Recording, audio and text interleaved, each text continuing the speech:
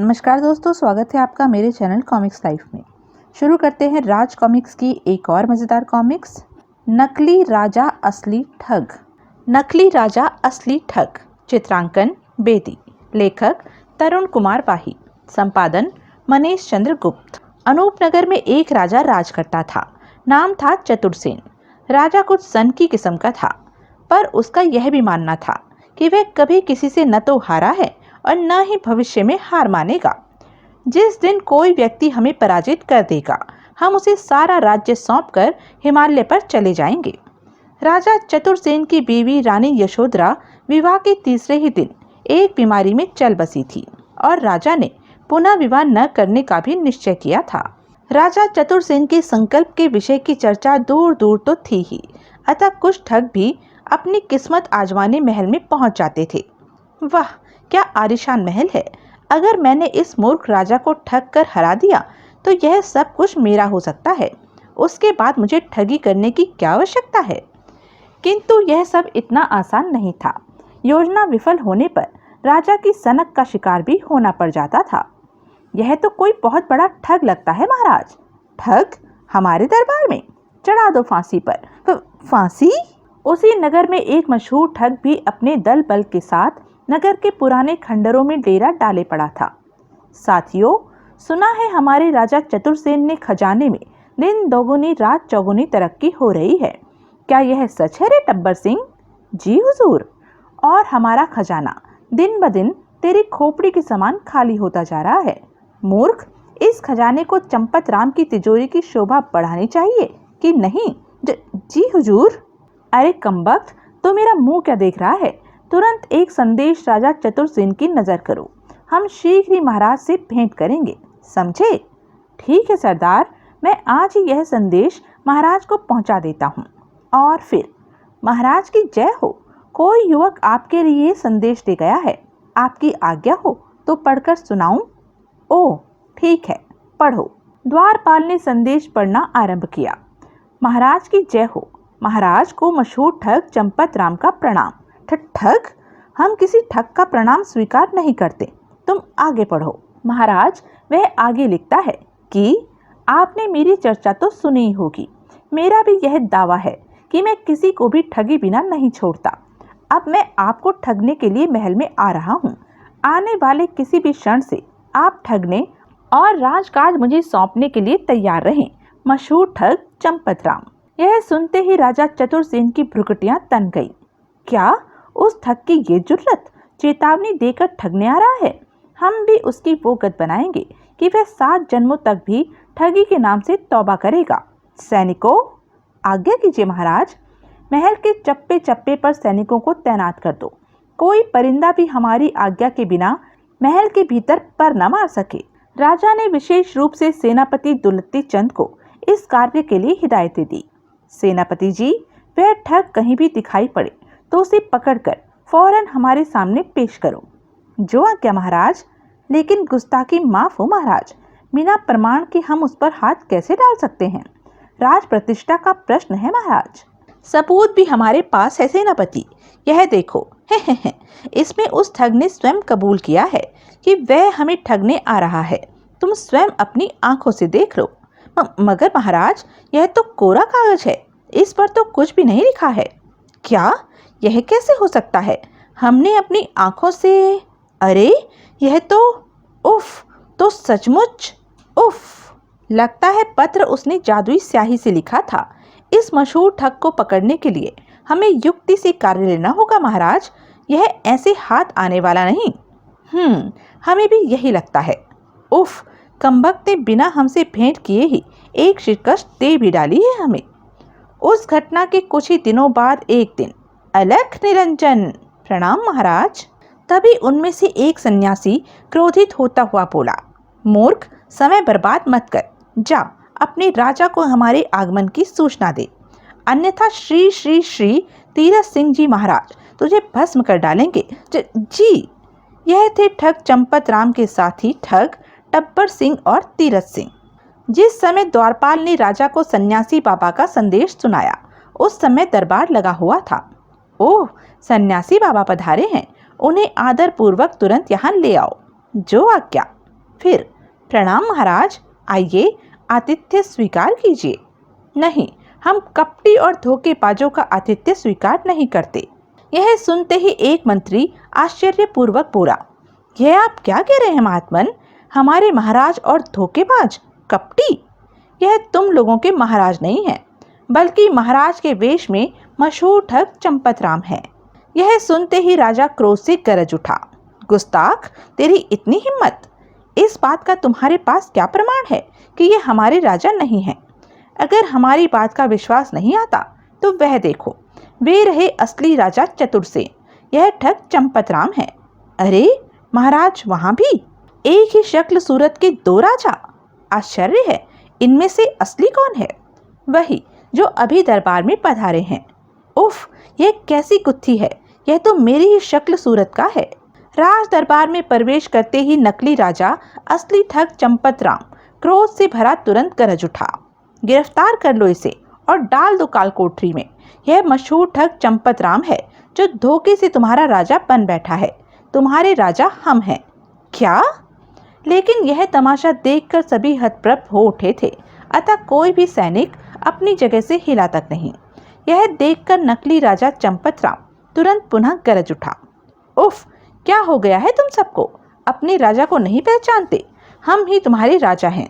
इस दुष्ट ने धोखे से हमें एक खंडर में कैदी बनाकर हमारी जगह ले ली है। तुम्हारा राजा बन बैठा है, तुम्हारे राजा हम हैं। महाराज बिल्कुल ठीक कह रहे हैं सभासदों। आज जब हम उस खंडर के आगे से गुजर रहे थे कि तभी किसी के कराहने का स्वर सुनकर चौंक पड़े। अरे, यह तो किसी के कराहने का स्वर था। स्वर उधर से आ रहा है गुरुजी। फिर जब हम स्वर के उद्गम स्थल पर पहुंचे, वह देखिए गुरुजी, यहाँ कोई मुसीबत में है। ओह, हमें उसकी सहायता करनी चाहिए। फिर जब हमने द्वार खोलकर उस व्यक्ति को बाहर निकाला तो हम आश्चर्यचकित रह गए। अरे महाराज, आप इस अवस्था में? हाँ, हमारी इस अवस्था का जिम्मेदार ठग चंपतराम है। उसने हमें ठगने के लिए यह षड्यंत्र रचा है। और बस सेनापति जी, हम इन्हें लेकर तुरंत यहाँ चले आए हैं। ओह, चंपतराम ने हमारे महाराज को ठगने की चेतावनी भी दी थी। टप्पर सिंह द्वारा सुनाई गई कहानी सुनने के बाद इससे पूर्व के सैनिक आगे बढ़ते असली राजा चतुरसेन चीख पड़े, यह झूठ कह रहा है सैनिकों, ठग चंपतराम ये स्वयं है और सन्यासी के रूप में यह सब इसके साथी हैं। इन मक्कारों को गिरफ्तार कर लो, हम इन्हें कड़े से कड़ा दंड देंगे। आज्ञा का तुरंत पालन करो। सैनिकों को बुत बना देख चंपतराम चीख उठा, हमारी अवज्ञा का परिणाम जानते हो? खबरदार, यही ठग चंपतराम है, पकड़ लो इसे, जाने न पाए। झूठे मक्कार! सैनिक पशोपश में पड़े राजा चतुरसेन की ओर बढ़ ही रहे थे कि दुलत्ती चंद गरज उठा, ठहरो, अभी फैसला हुआ जाता है कि कौन असली है और कौन नकली। सैनिक मुच्छर सिंह, इनमें से एक ठग है और जो ठग है वह अवश्य ही नकली दाढ़ी मुझे लगाए होगा। तुम दोनों महाराजों की दाढ़ी मुझे खींच खींच कर देखो। इनमें से जो भी झूठा व मक्कार होगा उसकी दाढ़ी मुझे अवश्य ही तुम्हारे हाथों की शोभा बढ़ाएंगी। शाबाश मुच्छर सिंह, पहले हमारे पुराने महाराज से ही आरंभ करो। हे भगवान, यह दिन भी देखना लिखा था भाग्य में। फिर मुच्छर सिंह ने जैसे ही राजा चतुरसेन की मूछें खींची, आह, मार डाला रे! बाप रे, यह तो बिल्कुल असली मूछें हैं। इसी प्रकार दाढ़ी भी असली निकली। हाय, अरे कमबख्तों, हम ही तुम्हारे असली राजा हैं। हमारी दाढ़ी में तिनका नहीं है। आह, ओह, बाप रे बाप, यह भी असली है। अब मेरी खैर नहीं। मुच्छर सिंह, अब दूसरी तरफ बढ़ो। यह सुनते ही चंपतराम चिल्ला उठा, क्या हमारी इतनी बेइज्जती, वो भी इस ठग के सामने? हाय हाय भगवान, तूने हमें हमारी रानी यशोधरा के साथ क्यों न उठा लिया? मुच्छर सिंह ने चंपतराम की भी मूछ और दाढ़ी ऐंठ कर देखी। उफ, हाय, यह दिन भी किस्मत में देखना लिखा था रे। हाय, यह भी असली? हुजूर, दाढ़ी मूछे तो हमारे दोनों महाराजाओं की असली ही हैं। ओह, यह तो फिर गंभीर समस्या हो गई। सेनापति को चिंता मग्न देख सहसा टप्पर सिंह बोल उठा, आप बिल्कुल फिक्र मत करें सेनापति जी, कल प्रातः ही मैं दूध का दूध और पानी का पानी कर दूंगा। कल तक इन्हें शाही कैद में रखिए, क्योंकि इनमें से एक हमारे महाराज हैं, उन्हें कोई कष्ट नहीं होना चाहिए ना। आप ठीक कहते हैं। दोनों राजाओं को तुरंत बंदी बना लिया गया। हम फिर कहते हैं सेनापति कि हम ही असली राजा हैं। हम फिर कहते हैं सेनापति कि यह झूठा, मक्कार और फरेबी है, ठग चंपतराम है। हम असली राजा हैं। अब कल ही इस बात का फैसला होगा, तब तक के लिए मुझे क्षमा करें। इस प्रकार दोनों को शाही कैद खाने में डाल दिया गया। क्षमा करें महाराजाओं, आप में से जब तक हमारे असली राजा का पता नहीं चल जाता, आप दोनों ही शाही कैद में रहेंगे। और फिर दो सैनिकों को पहरे पर तैनात करके सेनापति रहस्यमय स्वर में धीरे से बोला, सुनो, बड़ी होशियारी से पहरा देना और अपने दोनों महाराजाओं की बातें सुनने की चेष्टा करना।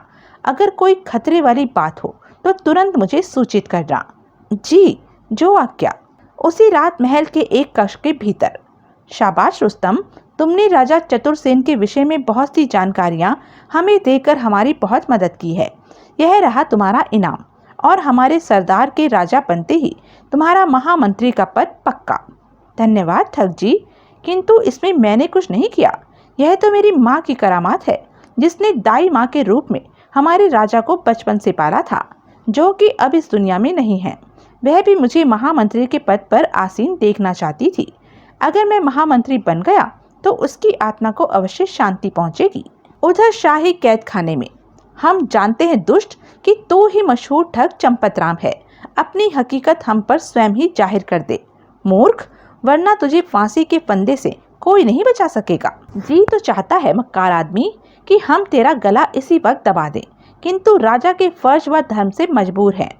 जब तक दुनिया की निगाहों में हम ही असली राजा सिद्ध नहीं हो जाते, तब तक हम तुझे मार भी तो नहीं सकते। उफ, हे भगवान, यह तूने हमें किस मुसीबत में फंसा दिया।